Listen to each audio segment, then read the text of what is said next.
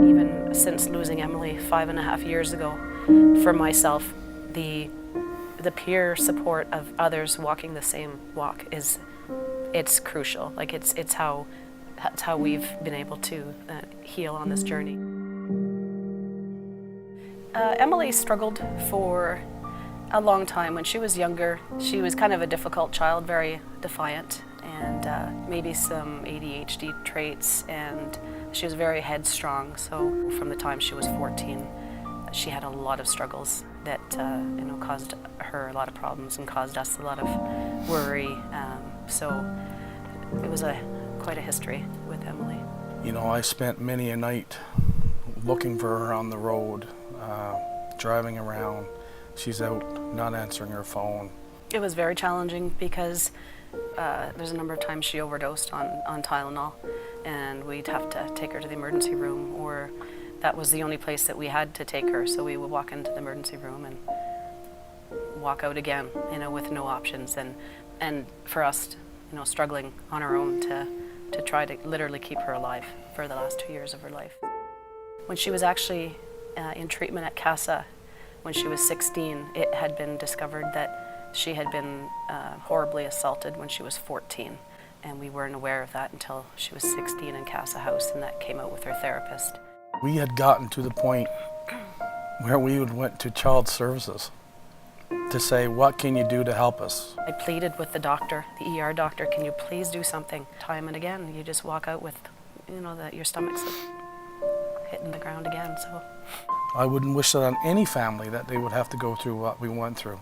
But programs at CASA that help these kids when they're young and get them when they're early age, that hopefully we don't get to the point where these kids have to get where we were with Emily.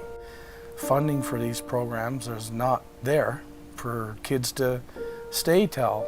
If she could have stayed for another 6 months, if that's what it needed, I think that would have made a difference. I know in my heart, if she had been able to stay for 7 or 8 months, that she would still be with us today. I would say that the advocacy that we do, for me, is what keeps everything straight. One of the big connections that we've kind of nabbed on our journey of advocacy for CASA is actually Alyssa, that she was at CASA House with Emily. When I started volunteering with CASA, I reached out to Emily's mom for the first time, and it was a very emotional time for us, but I feel like it gave us that closure that we needed to heal together, and since then we've developed a great bond. My initial admission to CASA was for my extreme anxiety that I had. I felt like what I was experiencing was so weird and so strange that nobody else could possibly be like me. And then when I met Emily, she was there for very similar reasons as I was. And so her and I instantly connected, and I finally kind of felt like I wasn't alone in that struggle anymore. I felt like I could identify with somebody else. To me, there's no such thing as a child in isolation. Knowing that, children come with families, people who know them best and care for them, and we need to provide supports for the whole family.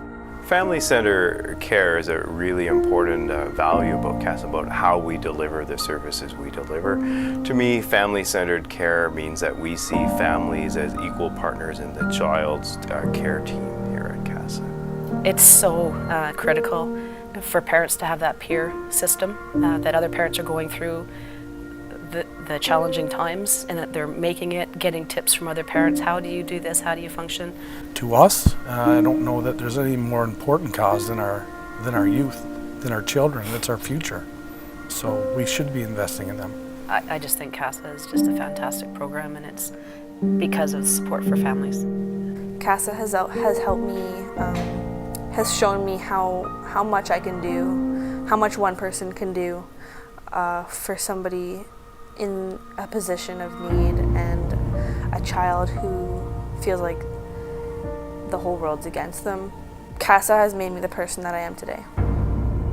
CASA serves infants, children, adolescents, and families.